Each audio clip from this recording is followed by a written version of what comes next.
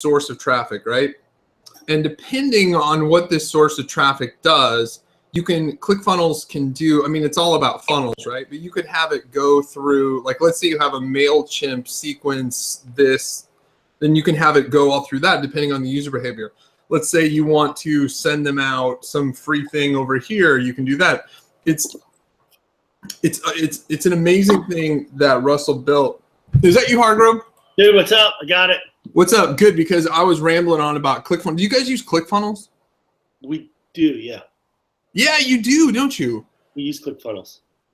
Yeah, that's awesome. We switched over from, what's the other one? Lead Pages? Right. ClickFunnels, yeah. Yeah. Clayton's a fan of it. I mean, it works. It's functional for us. I don't know that it works. Yeah, look at your Hoth. Dude, look at that. Is that badass? I got that just for you, Jeremy. That's that head. Did you got to get a big ShoeMoney logo? The trick is you buy one and then they give you the second one 50% off. They upsell you.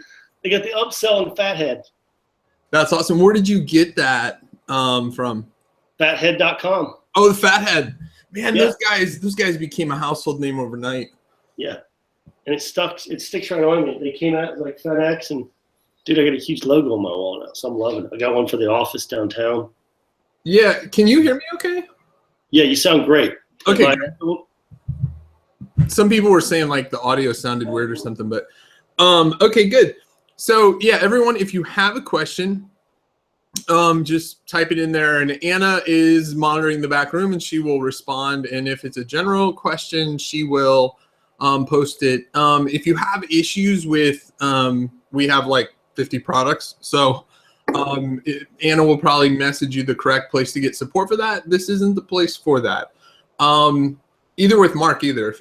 If you're a Hoth user and you want to know how you can spend more money with them, because they get that a lot, because they have such a great service, then just contact the Hoth people directly. So Hardgrove's a good friend of mine. I want to say we've known each other for like close, like 3 years at least. Yeah, we knew of each other. We hung out in the same circles, but the Hogan, I think I'm getting a bit of an echo. The summit, we did the affiliate summit with, we brought Hogan, and then it was like we were celebrities in that little thing for a while. It was cool. And it's funny that you bring that up, because I get people ask me all the time, did you make any money working with Hogan? Because you would think that it was amazing, because it was. And the business venture didn't really materialize the way we had all hoped. But the long tail, the relationships we made, and the credibility we got in the long tail of that, we were still bearing fruit from that. So it was like it was weird, because it was the best thing we ever did, but it didn't ever make a dollar.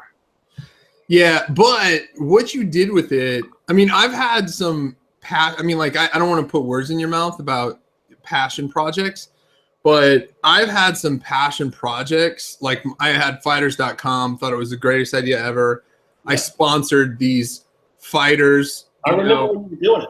I had this party for MMA fighters that I spent like $60,000, $70,000 on. I lost my ass on that company, but those pictures and the relationships I built with those MMA fighters were amazing. And there's never going to be, you have upped the mark for having a celebrity one person one time had Warren Moon. Yeah. Signing footballs. You had freaking Hulk Hogan. And I actually made a post. He was actually washed up in his career. Nobody could predict the fact that he would come back to the WWE and become relevant again, and then get fired, and then the sex tape, and it's just insane, Yeah, and so me and Hardgrove just picked up basically where we left off, because we talk all the time and stuff like that. So for those who don't know, Mark, I'll give a quick summary and then you can correct me, because I'm sure I'll F it up. So Mark was a WWF wrestler. If you Google his name, you'll find this awesome fat ass 400-pound dude beating up on him, and giving him the business. Mark started a bunch of web hosting companies out of Ohio, crushed that, did some other stuff, and started an e-cig company that went public, became worth hundreds of millions of dollars instantly, and sold his web hosting companies. Stock fell on the e-cig thing, but he sold all his web hosting companies, now owns the Hoth and a bunch of other brands, and is now has the honor of being on the ShoeMoney. That's right. This is on my resume. So okay. So was I accurate in that? Yeah, I mean, exactly. I mean, I get up and go to work every day, just like you do, and it just flows. You work on different projects. Some of them are successful, some of them aren't. But if you enjoy what you do, you wake up and you go to work. It doesn't feel like work. I wouldn't, you just get up and you go, and you surround yourself around good people.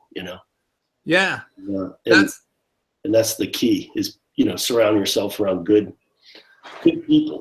People that push you to the next level. A lot of guys just want to surround themselves with a bunch of dummies because it makes you feel good because you're the smartest guy in the room, and that doesn't push you. But being inspired by your colleagues, by people that you do business with, your partners, and even your employees, the people you hire. I mean, you want to hire people that are smarter than you to keep you relevant and push you. And just surround yourself around good people, getting up and going to work every day, and having the passion for it. Yeah, I think that works on both sides, because I think like sometimes when you think you're the shit, you need those people to bring you back to life. Egos will crush you. Yeah, it will crush you. Right. And on the flip side, like when you're down, it's like, dude, don't forget, like you got this. You've done this a million times, and there will be highs. You're right. There will be highs and lows. There will be highs and there'll be lows. And I always say that's how you judge people's character. When somebody's at their high point, how do they handle success? Is it in the appropriate way? Or are they just a dick? And then when they get kicked in the balls, do they go manic and want to jump off a bridge? Managing the highs and the lows is where you really see character, because guys or gals that can do it with class, the highs and the lows, and they're totally different scenarios mentally and socially. But when you see a guy going through a real tough time and still has dignity and isn't pointing fingers and taking ownership for things that are not going right, that's class. And when a guy really kills it and can still just be down to earth and not bragging about themselves, but just taking it in stride, that's class. And you see what it's like when it's the other way. It's ugly and nasty, but that's where you see character, Right. So I got to give a shout out to one of our sponsors, Beats by Dre, which I forgot to put on. We're going to get some real sponsors. I mean, come on. Beats. Come on. Yeah. I expected something big. Well, we do have the Hoth as well, who is now, come on board indirectly. I'm going to throw that in with our other deal. Yeah. So the Hoth SEO is awesome. So Beats is basically is a sponsor of ours, and also is allowing us to give a studio wireless set of headphones every month. So if you ask a question that we read on the air or on the video, whichever you want to say, then you'll enter to every month we'll give away a set from Beats, and they'll be sent from Beats. So I love my studio ones, and good thing like Dr. Dre doesn't ever watch this, because he'd probably be like, why are you wearing them again? So this is actually, since we started that sponsorship with them, this is the first time I ever forgot to actually wear them. So I don't want to screw up my audio right now, so I'm just going to wear them like this, because that's how I roll. Yeah, so do you miss wrestling? I don't miss the pain. When I did it when I was a kid, it is a brutal sport. I mean, it's and the kids now, I mean, they've taken it to such a new level. No, I don't miss. And back then, nobody made any money. At least we did. The top guys did. There was the bottom farm was just brutal. So it was just high school gyms and bowling alleys. I mean, it was really quite pathetic. So once I kind of saw what it was like to be a pro wrestler, and you saw these guys, and that it wasn't nearly as glamorous. And this was in '93, so it was a long time ago by today's standards. It was really ugly. I was like, oh, I'm glad I don't want any part of this. I was like, I wanted to be a pro wrestler all my life until the day I wrestled in the WWF, and I saw the guys lined up getting paid out of a steel box, treating like circus animals, and staying in flea bag hotels. And I was just like, this is insane. I'm out. Yeah, but you were with, I mean, like, you were in like some little carnival show. I mean, you were with Hulk Hogan and Iron So Monday was equivalent of what Monday Night Raw would have been. This was pre-Monday Night Raw. Monday Night Raw's been going for 25 years, so it tells you how long ago it was. But yeah, it was everybody. Was this when it was on USA Network? Yeah, it was on USA Network. God, I remember that. Yeah, it's crazy. I lived for that. They didn't have live, so they TV taped for like 3 weeks, one night. It was like 100 matches. And I was called a jobber. It's an insider term for the guy. They don't even have jobbers anymore, but what jobbers would do, they make the stars look really good on TV, because back then they were always fearful to put the good matches on TV, because they thought, well, who would go pay money if we give away the good matches on TV? What they didn't realize is the TV money was 10x of what they could ever get at any gate. So once they figured out that, it eliminated the jobber. The jobber was just to make the good guys look good, so that you go pay a ticket to see them. And then once they, you wouldn't even watch a jobber match on TV. It's all stars beating up stars or whatever. So it's changed a lot. So so wrestling, what got you into the web hosting business? Well, I was going to school at Ohio State University. I had a really big ego because we were selling web design and web hosting. And we had 80 clients, dude. And this was in 1997. I mean, the web was, nobody had a website. Everybody needed one. So I had these 80 clients. I was crushing Columbus, Ohio. Thought I was in my early 20s, hot shot. And I go to what was called ISP. It was a hosting con now, but back then it was called ISP Con. It was in Baltimore. And it was so sold out. This was in 97. The ISP industry was exploding. Nobody even knew what hosting was. Everybody knew what ISPs were, because guys were getting rich selling modem access. You remember the early ISP days. And I meet this guy. He's like 1 or 2 years older than me. And I said, I got 80. I'm a web hosting. He said, I'm a web hosting. He said, how many accounts you got? I said, 80. And he kind of laughed. And I said, how many you got? He said, 3,000. I said, what? All of a sudden, I'm like, what are you doing? He's like, well, where are you getting your customers from? I said, well, I'm knocking on doors. I joined the Chamber of Commerce. I'm signing up everybody I meet. And he's like, dude, you're selling the internet. You're selling people to get online. You're not even using your own medium to sell your own product. The next day we went home, we put up an online order form. And we said, nobody's going to give us their credit card. Like, who would do that over the internet? Right. The first day we put the order up, we had 80 orders, and it didn't stop. Every single day we were pinning maps, like Tokyo, Germany, because we were getting orders coming in from everybody. It was $15 a month for hosting, and everybody else was selling it for 30 to 50. So we were cutting the market by half, and we couldn't order the servers fast enough. Next thing we had 5,000 customers, we had 10,000 customers, and then we had 50,000 customers. Then we had a data center full of servers. I mean, it was just insane. And this was 3-4 years pre GoDaddy. Even was Bob Parsons even thought about building a business. I just wish you could have, being young and thinking, oh, I'm amazing. It was timing. It was clearly just timing. But boy, it was an amazing ride, because think of this, Jeremy. And so by 2001, we have 50,000 clients paying us $15 a month. And then we had resellers upon resellers. So some guys would cancel their hosting account, couldn't pay the $15. And another guy's ordering 14 dedicated servers. So it was almost like you got to see from a high level what shit worked and what shit didn't. I mean, one guy can't pay a $15 hosting bill, and the other guy's can't buy servers fast enough. So obviously, and there's this crazy trust. It was like church. Like you would tell your hosting provider anything, because he was your partner really in your whole business. So they was like, Mark, I'm doing this, it's blowing up, or Mark, I'm doing this. So you really got a case studies happening right in front of you of people just trying shit you'd never think of or couldn't execute. But you'd share some of the knowledge and just try to really figure it out. So that was what was fun about it, was seeing the web evolve from the grassroots, and the hosting provider gets that privy to all that data. And once hosting became a commodity, it's like, well, now you kind of had a PhD in how to make money on the internet. So that's the coolest part of it. So when you started this whole thing, did you have startup capital, or how did you get going? I was a bootlegger. When I was in college, I sold bootleg T-shirts, Rolling Stones, Hootie and the Blowfish, Alanis Morissette. I bumped into this guy at at a Grateful Dead show. And, you know, Grateful Dead shows back then, you would take acid or do some kind of crazy drugs, I don't know, whatever it was. And next thing I know, I'm at this line and I'm doing what they call hippie crap. It's the balloons full of nitrous oxide. So you do a balloon and you sit there. Next thing you know, the guy doing the balloon passes out. And the deadheads all go for the guy's money. And I step in, next thing I know, I said, whoa, whoa, whoa. I start running the tank. I'm selling nitrous oxide out of the 80-gallon tank. And this guy comes up to me and says, who are you and why are you running my tank?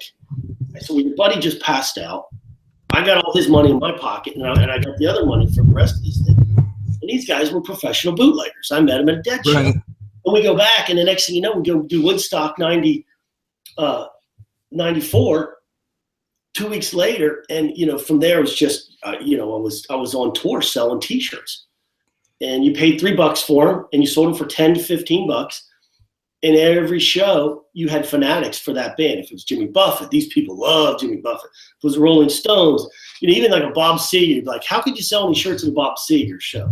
Let me tell you, the 17,000 people that come to see Bob Seger love him and will buy a T-shirt. You know, so every show was your target market. So I took all that capital and we bought servers with it. So while everybody else, all my buddies, were out raising capital to support their hosting business and getting terrible terms because they're kids that don't, you know, it's the first time doing it. We never took on any debt until we started, you know, 8 years later buying companies. And I want to tell your viewers something people forget about. It's called You're a great interview, by the way. Welfare for businessmen. Let me tell you what welfare for businessmen is. You wouldn't take any welfare. I wouldn't take any welfare. Bullshit. I've used the federal government to fund multiple businesses called those SBA loans. SBA loans are built for guys like you and I and anybody.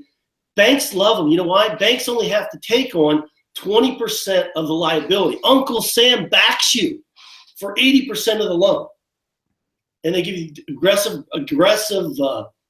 interest rates. That's how we grew the hosting company, because we didn't have, you know, I didn't have crazy capital just to buy $4 and $5 million businesses cash, but Uncle Sam was happy to loan it. So, you know, anybody looking to try to grow their business that needs capital, you know, selling your soul to some venture capital guy that clearly is going to want a lot for his money. Uncle Sam doesn't want any equity. They just want to make sure you get paid back. And, you know. Yeah, it's crazy. We often, the secrets, you know, you listen to Kiyosaki or these other guys, and they always say the secret to wealth is having your own company or your own corporations and all this. And the more money I've made over the years, the more I see like, oh my gosh, like, you know, the opportunity to just, if I could go back to myself and talk to myself and be like, look, this is how easy it actually is. I know. But it's just, it all comes. Well, it's not easy. It's not easy. It's all hard work. Don't ever say it's easy. Absolutely, 1,000%. I'm saying it's easier if you had the knowledge we know now. Of course. Right. I'm saying. Listen to this. I'm giving a tip to your listeners, and this was something I wish somebody would have told me. If you're an entrepreneur right now and you don't have any kids, you have a secret weapon that people with kids don't have anymore. And they had it at once, and they either really used it and really leveraged it, or they shit it away. And I'm telling you, if you don't have kids right now, every hour that you're trying to grow your business or do something, you have an exponential amount of time that will evaporate someday once you have kids. You can't go at that pace. You just physically can't go at the pace you used to be able to and be a good dad. You could go at the same pace and be an absentee dad, but I don't think anybody wants to grow up to be a shitty dad, you know? So Elon Musk. If you don't have kids, man, take advantage of that time. And the other bit of advice along with that, when you do decide to have kids, pick an amazing partner, because it will make all the difference, man. I mean, if you got a partner in life that's going to support you and support what you're doing, and you're in it together, man, it works. But if I've seen both sides of it. I mean, I'm lucky I got an amazing wife that gets it, and we're a team in what we do, you know, in parenting and you know, the importance of the business and this, you know, the managing it all. So if you don't have kids, take advantage of it, because it won't last forever. And you wish that you would work harder prior to kids. And then when you do, man, just be a good dad, because it's as equally as a good a feeling as it is of doing well in business, Yeah, I feel really fortunate myself because I absolutely didn't recognize it at the time, but my biggest like windfalls in selling companies and stuff like that came before my kids. So it was like 2011, I had my second one. So my first one was about 2. And once they get about 2, then you're all in. I mean, like once they become walk-in and then it's and then they start noticing when you're gone at conferences and stuff like that, and when you're working late and all this, and then it's like you cannot, what Mark's saying, I mean, you cannot go like you could. And before that, you have no excuse. I mean, I was in the best. I worked out 3 times a week before I had my second kid. I'd lift 3 times a week and then run. And I was in peak physical condition. I worked my ass off. I built a company in 4 months that I sold for many millions of dollars, and 4 months later, and but I have a wife who is amazing. And when I said earlier that it was easy, I didn't mean like no work. I meant it's easy as like the playbook is there. Yeah. Like, my wife is an anesthesiologist, right? And so a lot of times we'll go places and they're like, "Oh, you're a doctor. I always wanted to be a doctor." And my wife is a very blunt person because she's used to yelling at nurses all day, right? Yeah. And because people are dying all around her. And so my wife is like, well, there's a path for that. And my wife grew up very poor in a completely disastrous, broken home. And to where basically she had to fend for herself, pay for her own high school education, let alone college, because she wanted to go to a private school. And she had no money, but yet got loans and then went to medical school, did anesthesia residency, did a fellowship in cardiology. Actually, she went to the Chicago School of Business, decided business wasn't for her. And then anyway, so my wife is always like, look, there's a book that you follow, and I'm not the smartest person. My wife was not the most physically fit person, but she ran a complete marathon and trained for like 6 months and ran the entire thing. My wife is a person where you give her directions and she will follow them to a T and she can accomplish anything. So now she wants to climb freaking, what is it? That's like the Everest or whatever it is. I don't see that happening, but anyway, the playbook is there. If you want to be an entrepreneur, like Mark said, you just do your homework, find out what's there. When I started, I had no idea how to code anything. I went to Barnes and Nobles and sat there, and there wasn't even stuff online you could search. And I would read these books, and it's funny you brought up that you bootleg stuff. Everyone I know, not everyone, but a lot of people I know that are top tier affiliates have always been hustlers.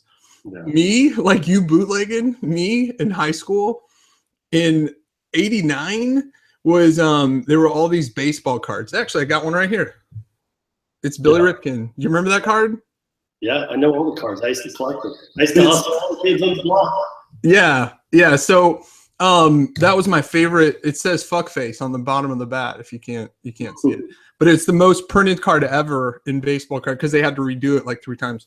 Anyway, so baseball cards. So that was Ken Griffey Jr. rookie. That was Gary Sheffield rookie. All these great rookies. So the price of baseball cards were crazy. So those Fleer came in wax packs, right? So what you could do is you could take an iron and a washcloth, and you could melt the wax. You could take out the good ones, put in the shitty ones, and then resell them at school, right? And then you'd have like one ringer, your friend, buy a pack and get like 3.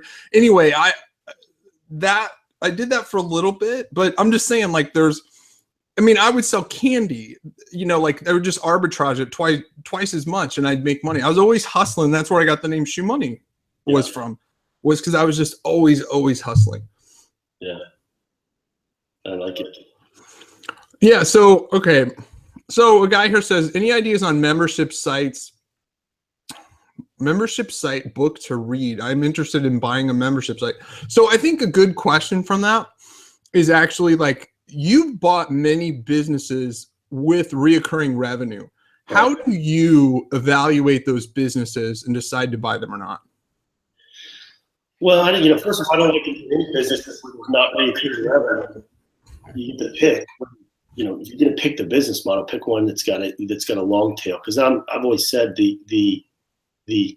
I'm in it for the marathon, not the sprint. I want to be relevant a decade, you know, from now. Not looking to make money in the next 3 months, 10 months. It's a long-term process. So when you see businesses that have a nice reoccurring monthly revenue, those are very attractive. And it's just a matter of, you know, does it fit into what you're doing? And if you have a synergy with a like business that you can then cross sell two different monthly recurring subscriptions back and forth, that tends to work best. You know, you look at everything. You know, I'm always looking for businesses to buy. You know, for the right price, all the businesses are good. It's just getting them at the right price and making sure you're dealing. You know, that you have all the facts. And you know, there's just so many factors in looking to buy a business. But you know, ones with nice monthly recurring revenue, with you know, those are great businesses to buy. And right. Typically, somebody wants to get out for some reason, and they need access to capital. They could be going through a divorce. It could be they're just tired of running the business. You really got to get to the root of why somebody's selling the business. But you don't want to be that guy that makes somebody else rich. You know, you might look at 30 or 40 businesses before you even consider doing one deal. So it's a numbers game. You got to look at a massive amount to find a gem. You know. Are you on that Eric Furlow's weekly newsletter? Yeah, he sells hosting companies, and he's a good dude. Eric's a great guy, and Hillary Stiff's awesome as well. So yeah, we bought 19 hosting companies over the years, and a lot of it was a scalability issue. We already had a data center, we had sysadmins, we had a billing department. Literally, we could take a book of business of $1 million in revenue and really not add that much cost, because we could get rid of all their line item costs. We'd get rid of their data center, we'd get rid of all their staff. The business owner would go. So there was literally no cost. So on $1 million book of business, you might only have a couple $100,000, software fees, hardware. Usually we were already overcommitted on bandwidth, so you're just consuming what you'd already prepaid. So those were great businesses because you could just fit them right into an existing, you know, economies of scale. It's not, that's not rocket science, but those were good. Guys, because at your first $1 million in hosting, you don't make very much money. You've got fixed costs that you're going to have, whether you're doing 100,000 or $1 million, and you know that after $1 million, it's where you really start to make money. So if you can, you know, bolt on more revenue, you know, it's not like you're going to add a whole bunch more support people or more sysadmins. I mean, if they're watching, you know, 1,200 servers, to add 100 more doesn't kill the system, but that top line revenue really moves the needle. Yeah, your first I've had several companies where it's like your first year is always your toughest because you put all the infrastructure in, whether it's support people, servers, you know, you got your cloud initial setup, you're this, and this, but that won't increase in cost when you scale up. Not incrementally with each customer you add, you know. Right. Software as a service. You're going to spend most of your money building your platform, building it, you know, and then after that, your fixed costs are mostly there. It's about the marketing is going to be your variable cost. Right. The one thing I admire about you is like you always look out for your customers, and you like, I love that about your web hosting businesses, and like you just have a straight up, like you charge X amount a month. You don't gig people a bunch up front. You don't gig them with a bunch of upsells. You don't call them and do a lot of things like, you know, the EIGI companies do, you know, like HostGator, Bluehost, whatever. And I respect their model. It's fine. I respect their model. And that's why they're able to pay a lot of money to affiliates. Yeah. Right? I mean, let's be honest. But, you know, of all your web hosting companies, you've gone down this path, and it's obviously worked extremely well for you.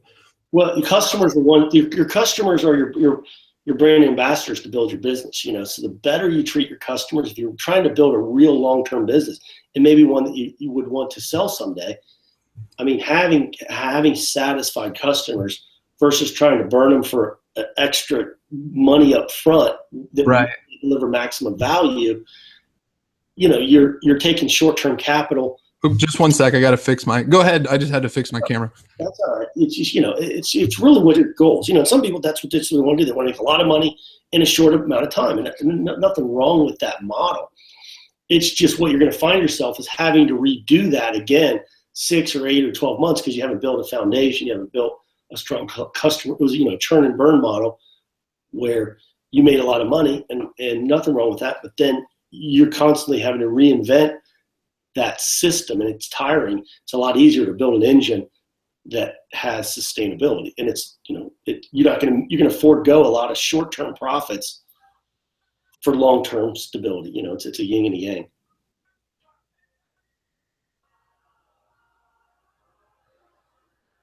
Did I lose you, Jeremy?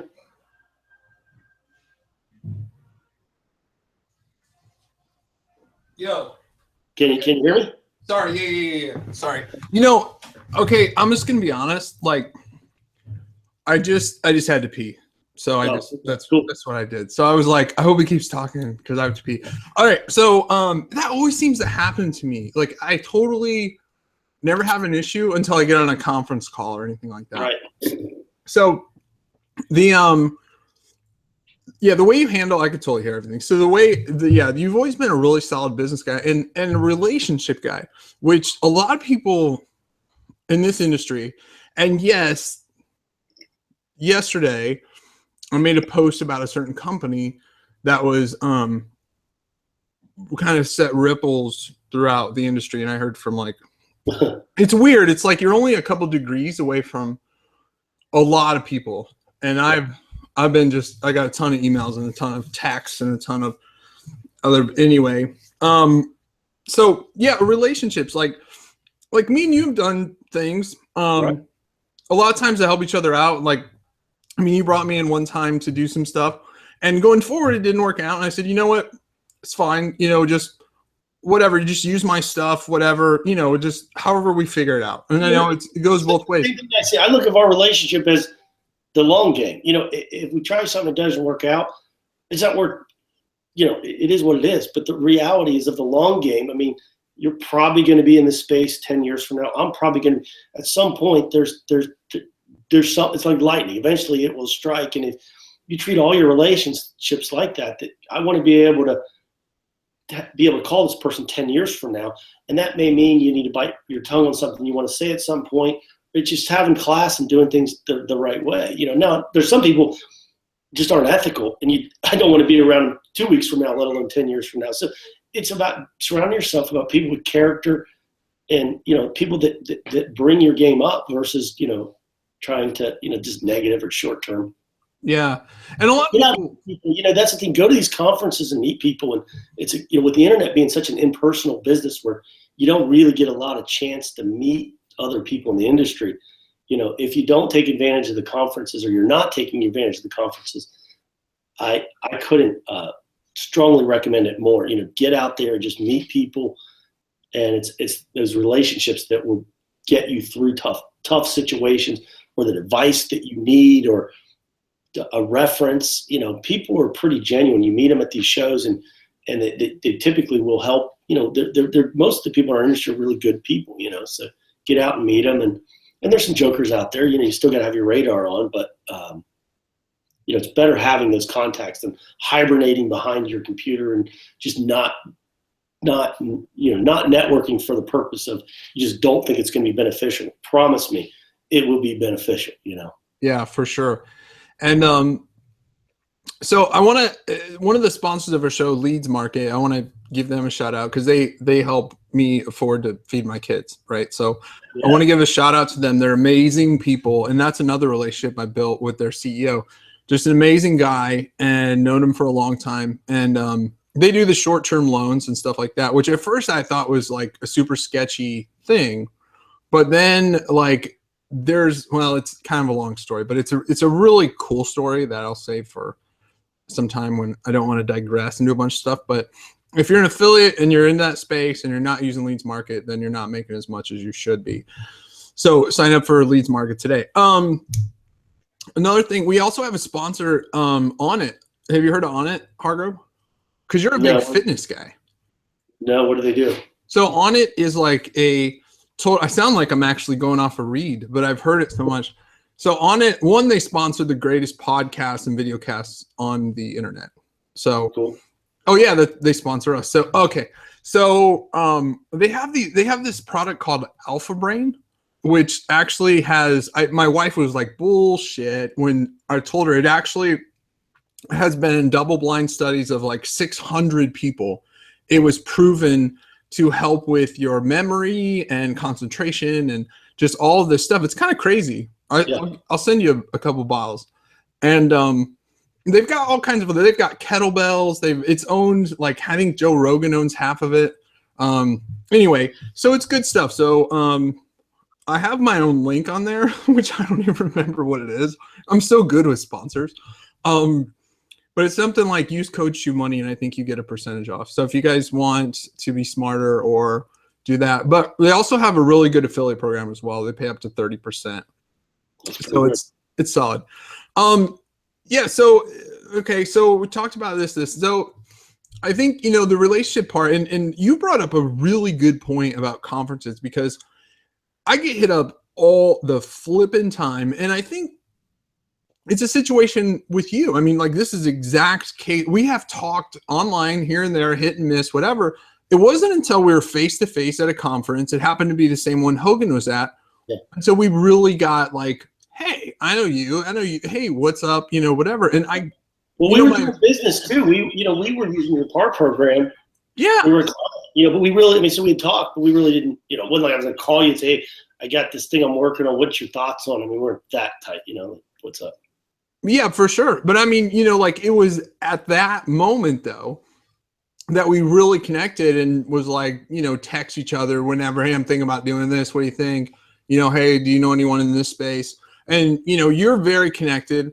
I'm connected. And then all of a sudden you start meeting people like, I connected you with the JVZoo guys, right? Me and them did a company. Me and the JVZoo guys did a company together. Didn't work out. No hard feelings. We both contributed a bunch of cash to that. Didn't work out. And that happens. I still love them. They, I assume they still love me. And no, I talk to them all the time. They're good people. Real class act. All of them are good guys.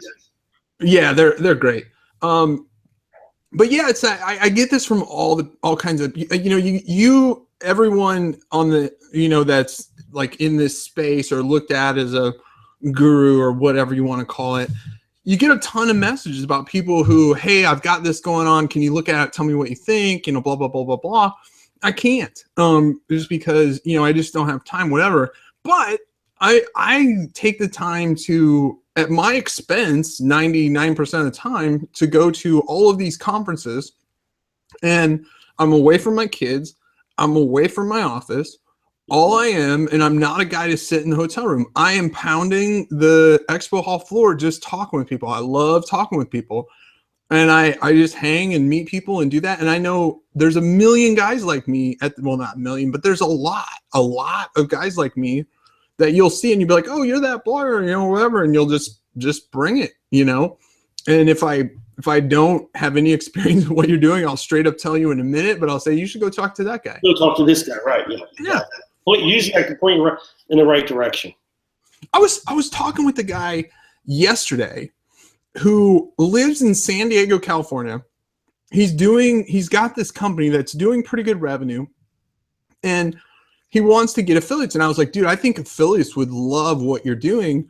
And it just happened. Ads for Dough, which is a very big affiliate network, is they have a free event every year. Well, I don't think it's free, but it's like 100. It's very inexpensive. And it's in San Diego. And honestly, like, the best affiliates in the world go to this event. And I would say probably 75% of the affiliates there who are making an enormous amount of money, you've never heard of. They don't want any fame or stardom. They don't want anyone knowing who they are. But in a closed networking environment like this, they're super cool, especially you get all drunk, whatever, and everyone's just talking industry stuff, and you get to meet these guys. And this guy is like, well, I don't know if I can fit that in my schedule. And I'm like, dude, you are okay. I'm like, literally, like, yeah, you got it backwards, dude. It's in your hometown.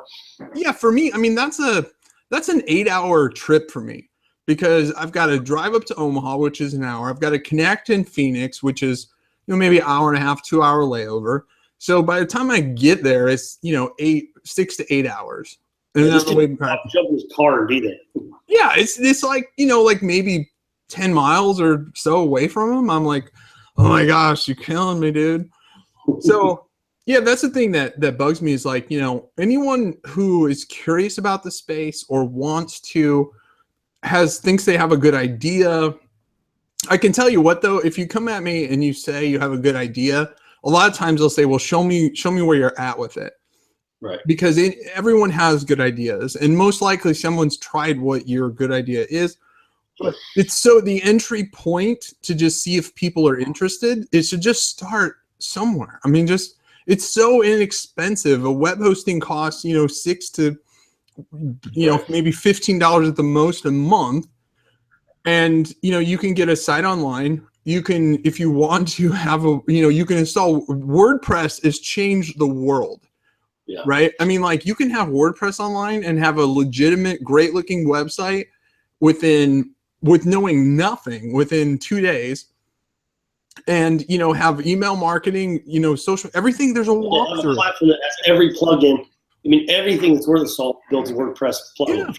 Yeah. The amount of free plugins that people make, I am absolutely blown away by this. I just saw one the other day and installed it. I was like, are you kidding me? And I look at the PHP code behind it and I'm like, man, this guy did all this for free. It's crazy. Yeah, it's just amazing the time that we live in and the opportunity. It is. And I think back when I got started, literally you had to figure out everything on their own. The other thing is just all the free resources that are out there, like the online learning classes, YouTube. I mean, you can get a PhD in internet marketing or just making money online on your own by piecemealing it together. Webinars like this, just a massive amounts of free content that didn't exist when the early guys tried to figure it out. Now, it's a double-edged sword because all that content and advice is out there. It makes it even more competitive because everybody has access to the blueprint. It's a matter of who's willing to execute, Right. Great thing. It's like the treasure map is out there for you. I mean, it's really just execution, doing it, and running the playbook. Right. And that's another advantage of going to conferences. I mean, because, you go there, like if you were there and you asked me, because years ago there was Digital Point Forum, there was a couple other forums that were like I think a Warrior Forum and a couple other forums that were like just incredible places to go. Business, I don't mean to interrupt you, Jeremy. That's one business I regret not buying, Black Hat World. It went for $600,000. I know the guys that bought it. Yeah, they did. They're doing that Ungag. Yeah. Got, Damien, right? Yeah, good guy. Yeah, we were down to the wire with those guys, and we ended up pulling out. We're like, oh, should we buy this thing? But it's a gem. It's a gem. It does a massive amount of traffic. But anyway, I don't know if we were as good of friends then, because I would have been really interested in that. A guy named Dave sold it. His handle was Diamond Dave, and then it went from Diamond Dave to Diamond Damien. That's funny. I mean, their conference they put together, it's really getting legs. Like the first I think it's going to be legit. It's like what PubCon was 10 years ago. It is, exactly. Before it was all corporate bullshit. I mean, it's like the smartest guys in the world used to go to PubCon, and now there's 50 smart guys and 2,000 dumb ones. Right. And I think you see that trend with every conference. It's like it was like that with SES way back in the day, Search Engine Strategies, and then they got too corporate.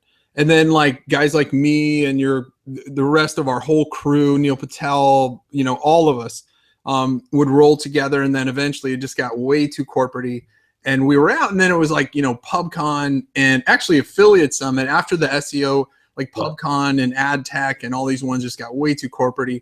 Then it was Affiliate Summit, and Affiliate Summit I have to say has found a good mix. Balance, yeah. Yeah, of letting still go to Affiliate Summit, but there's still a lot of corporate. There is, and it continues. I mean, they continue to get bigger corporate sponsors, but they'll still, Sean Collins, the thing I love about him and Missy in particular too as well. But Sean, is still, he was a frat guy in college, and he still has that. I don't know how I feel about me characterizing him this way, but it's still like I could still see him doing a headstand, keg stand. Like in a minute. And like when I challenged some guy to fight me in a fist fight, and he was all about it. He was like, let's do the place. Let's do, I'm like, okay, I'm down. And then I ripped my knee in half, and then I'm like, freaking crap. I couldn't do it. And then we were going to do it, and they were going to make us get licensed by the athletic commission because we said it was a fight, not a sparring thing, and it was just like, screw it. It would have been fun though. I would have got my ass handed to me because the guy I challenged is a freaking moose. But that's a whole different story. I wish I would have had. But we get old now. I don't even possess the fire. I used to be a shit starter like all the time, and now I'm just like feel like back to my point. You got 3 kids, Yeah. Well, I got 2, but probably I've got 2 kids, 2 dogs, and 2 horses. So that's even more than 3 kids. So. Yeah, I never do the horse or dog stuff. That's my kid. My one kid shows dogs. My other kid's got her horses, and I've got my Corvette, and that's they got 1 horsepower, with those horses, and I've got 650. So nice. Did you go look at them yet? I haven't. I just found out my stepdad worked for GM. He was a factory worker, and they just rolled out the GM employee discount is now for the Z06s as well. So I'm liking that. Before that was the only product GM made you couldn't get the discount on, and they just looped that in the last 30 days. So I never realized the limited production of the Z06s. Because Corvettes never made more than 28,000 Corvettes in 1 year combined. I never knew that. And then of those, about 40% of them are Z06s. And of those, there's only like XX amount. And so when you boil it down, like the one I have, the Laguna Blue with the Z07 performance package in a coupe, there's only 25 made. Like that's ridiculous. And so I just saw one today sell on eBay for $129,000. The exact same car I bought for, much less than that. Right. And it's amazing. So that blue is pretty sweet. It's amazing. Like I was looking some of the 2015s because they always come out with like the Laguna Blue they always come out with like 6 colors. But then by like half year, they narrow it down to like 3. So like, I think they're only making torch red, black, white, and maybe gray, but they did have yellow and silver and charcoal. And I like the torch red. The torch red's legit. I was really torn between, I didn't think I would get my hands on a Laguna Blue vet. And I just happened I was going to buy one off a guy for a ridiculous price in Alabama and then have it, shipped up here. But then like right before I left, there was one about 2 hours away from me. And I literally I was going to a freaking dog show for 3 days. And so just before I left, I was like, I want that car. I want that car. Do not sell that car. And they're like, okay, we're going to need a pretty good deposit. I'm like, here's my credit card. Just whatever you need. Like that car is mine. I will buy it for the full amount right now. And so I got back, drove up there, and then it's in the shop right now. I'm getting more stuff done to it. What horsepower put on it?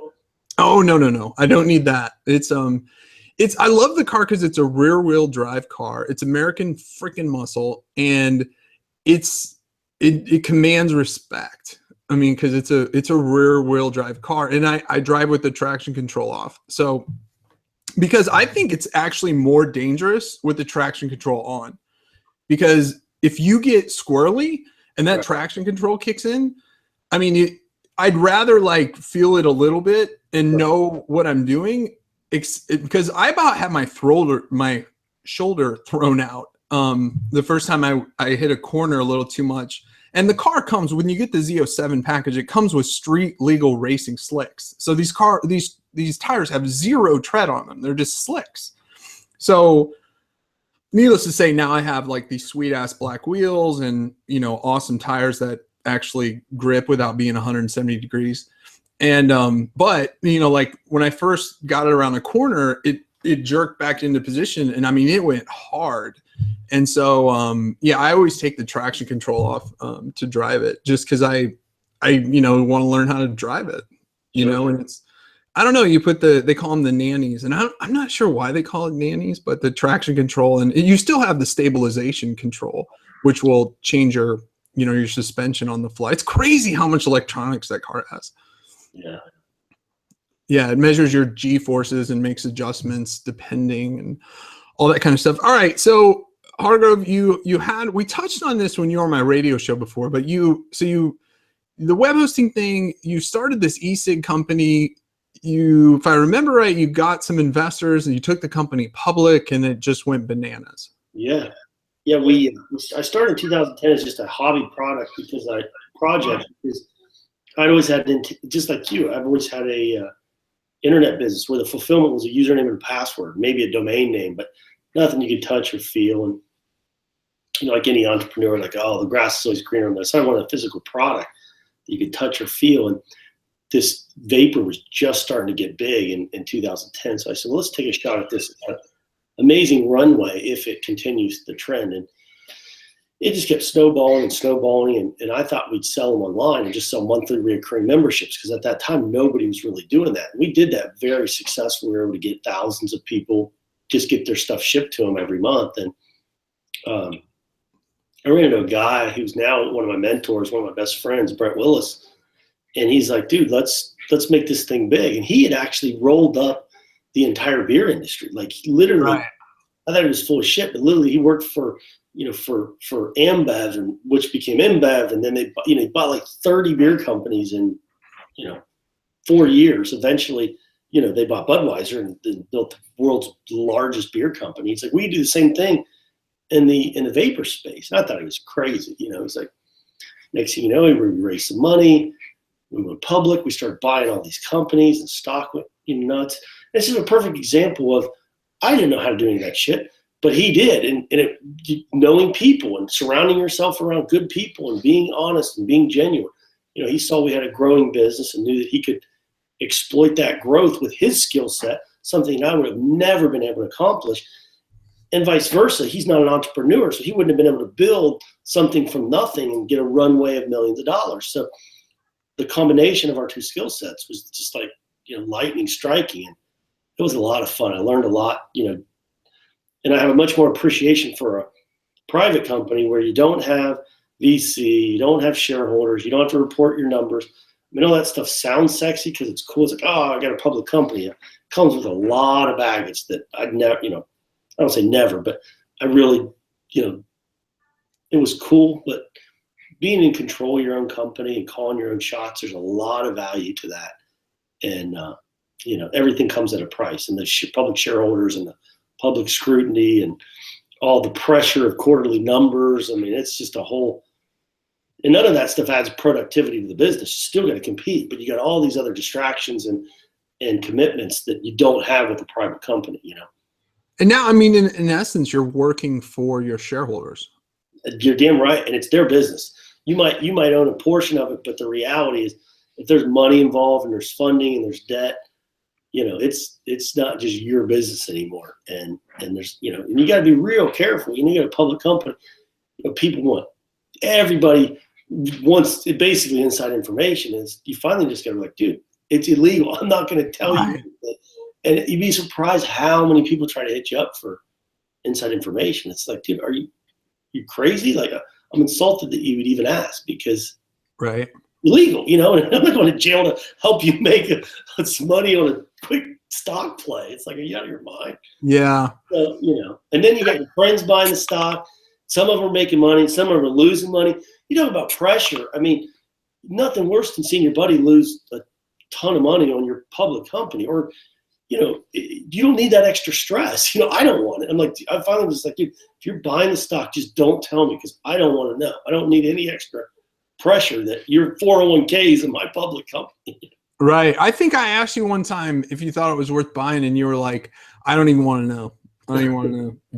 You were just like, I think you said something to the tune like, I don't like my friends buying it, or something like that. It was definitely not like, oh yeah, we got a big thing coming next week. Yeah, jump on that. You were just, I could tell you were at the point where you were just like, yeah, probably the fifth person to ask me that day. Yeah. But I have to say, like, as your friend, it's hard not to. No, it is. At first you're like, wow, I got all this information, and what the quarterly numbers are going to be. They either were shitty or they were awesome. So but the reality is the last thing you want is people that just texted you buying shitloads or selling shitloads of stock. And it's like, dude, just stop it. Stop it. You're embarrassing yourself and you're pissing me off. Yeah. And also but texting, really, Yeah, really. Yeah. Email, text, my lawyer always tells me, well, he told me many. Don't email it, don't text it. Never text or email when a phone call can do the job. Ever. Yeah. And if you've ever been through I've been through 12 depositions and Yep. I've been through enough lawsuits to know that they're not productive and they're no fun at all. Yeah. And people are like, well, I delete my texts. Well, yeah. Your cell phone carrier doesn't. Does it? Exactly. Trust me. I cleared my search. I put it in my trash box. Uh-huh. Believe me, your web hosting company makes backups of everything. Right. And your text messages, all it takes is a little subpoena during the discovery process, and it's everything from years comes. Drop their panties faster than Oh, yeah. You know what I'm surprised about is how you own a web hosting company, and I haven't ran into this with you, but there was actually, if you look at the Google case I had, which I have to be careful of what I speak about that, but when I did that whole lawsuit, the reason I found that person was because they were using Lunar Pages and they were registered anonymously. And I was really, really surprised how quickly they bypassed the private registration to give me all of his information. Right. And I mean, it was signed by a judge in Nebraska, but they didn't even make me get a federal subpoena. It was just a Nebraska subpoena. And my attorneys were like, they're probably not going to honor this because this is a Nebraska subpoena. But I mean, it was pretty quick. Dude, we were so focused on running the business. You'd come in there with a note from your mom and we would give up the customer's information. Because we had the FBI come in multiple times for crazy shit that I can't even talk about, but FBI was in there all the time. I mean, people doing really, really bad shit on her. She just got used to it. I mean, people doing bad stuff, and any authorities want information. It's just easier to cooperate, Yeah, and I think because they can be pricks. They can be pricks and come in and do bad shit to your servers. I mean, you don't want them coming in on their terms into your data center. It's like, get them what they want and satisfy them. Get them the hell out of your hair. I've got we're wrapping it up here, but I've got a question that I kind of like to ask a lot of parents, and you brought up a lot of kids and stuff like that. Is you've done very well for yourself. You're living very well, and how do you not fuck up your kids? Because we've got all this money, we can buy them anything we want to. My kids, I mean, I never had Levi's. I had Lee's, but I mean, so what's your thing? And I actually want to write a book, but just the book would basically be me asking everyone I know and then compiling it together and give all the proceeds to charity or something. But what's your thoughts?